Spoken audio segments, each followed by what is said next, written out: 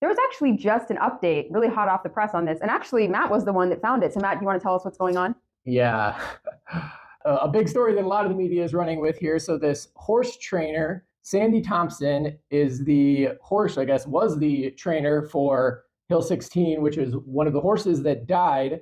And these articles are now blaming animal rights activists. One of the horses that died just a couple days ago at the Grand National. Exactly. The race that Animal Rising was protesting. Yeah, and so she's blaming animal rights activists, saying that because there was this protest, this disruption, delayed the race by 15 minutes, and that 12 minutes caused them to, there you go, caused them to, I guess, have to rush their preparations. It's a little bit unclear, that they, I don't know. It doesn't even really make sense to say, splitting hairs, but that they didn't have enough time because it was delayed. It's 12 more minutes, but. Yeah, you'd think that would give them more time. Yeah. Anyway, one of many aspects here that makes no sense, but I want to read these quotes here. So she said, we've made changes, as in like changes to animal welfare protocols, I suppose, because we care about these horses more than anyone.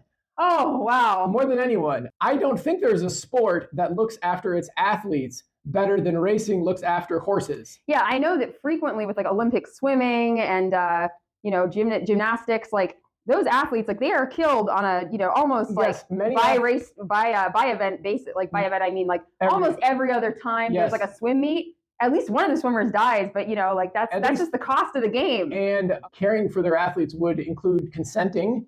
I think that even if those, even if they were dying, like, say somebody gets, boxing isn't particularly good for your health, but if you're getting paid millions of dollars and you kind of know what's what and you're choosing to do it and you're consenting to it.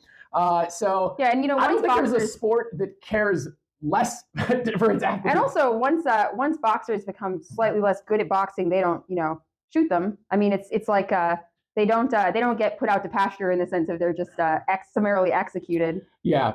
So I want to get to the rest of what she says here too. They're safer than they've ever been. Speaking of the protesters here, Thompson says they are totally ignorant about anything to do with horses. Now, I presume she has, some sort of, plenty of training and some of the ins and outs, the nuances of it. She certainly knows way more about horses in some sense than I do. I don't know much about horses. She seems to have missed that they don't want to die. But that dying is we have a special guest in studio here. This is Bat. This is an animal that is genuinely well cared for. If you cared for your horses, maybe you could rub their belly like this. You could kind of let them chill out.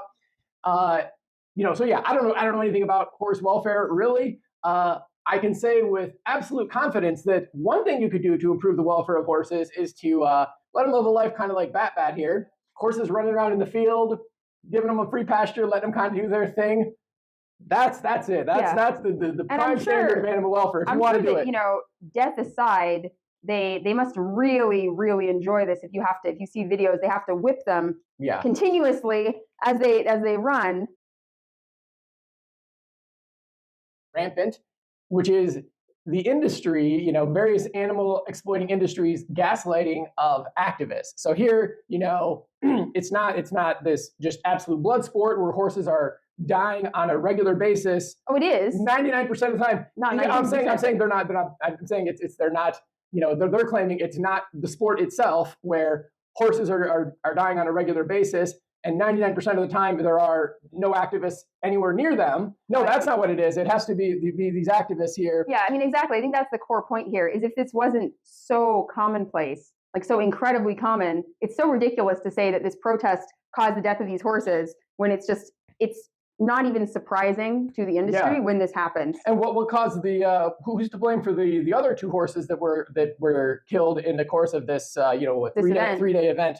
And there are other examples. It's with biohazard risks in factory farms. So this is a common refrain by the industry, is that we can't allow activists to be going and doing investigations in farms because they could bring in a pathogen and that could spread amongst the animals and it could create some sort of pandemic. And this has been the pretext for ag legislation in Iowa, where they're saying, okay, they could introduce a bioterror. Somebody could come in and introduce a pathogen.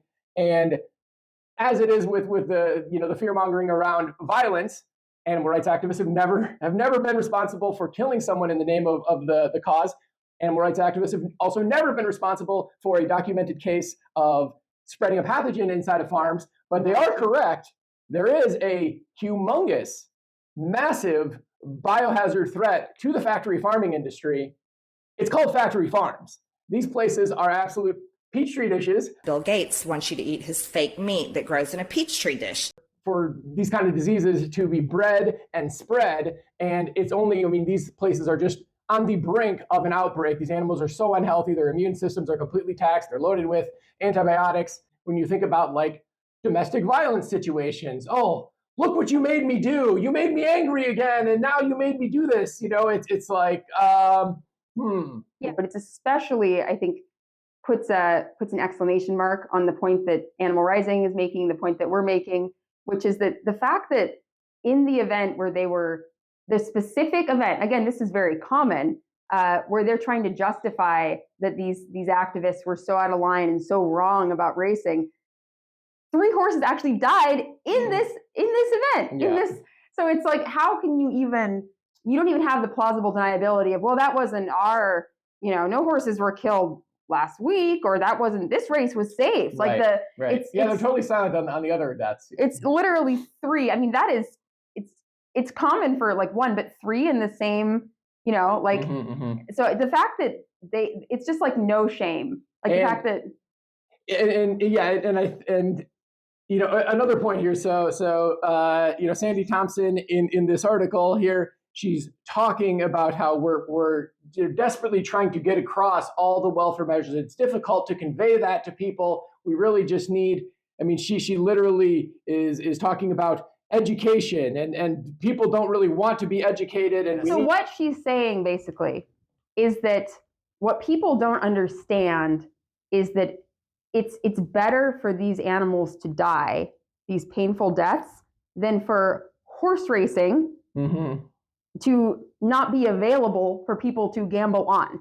Like removing the option of gambling on horse racing is a greater harm than all of the horses that suffer and are killed. Like, I don't think there's any response that the industry could give to the fact that this is so completely unnecessary and completely elective and completely for entertainment that no deaths are justified by this. Right. As to the, education, come on the show. Sandy Thompson or, basically anybody representing the industry. This is an open forum for debate.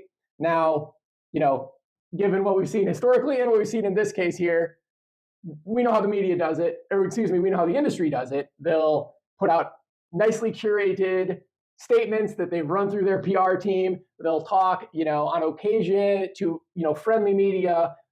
They're not going to come out here and want to talk to us. Yeah, so we're not holding our breath.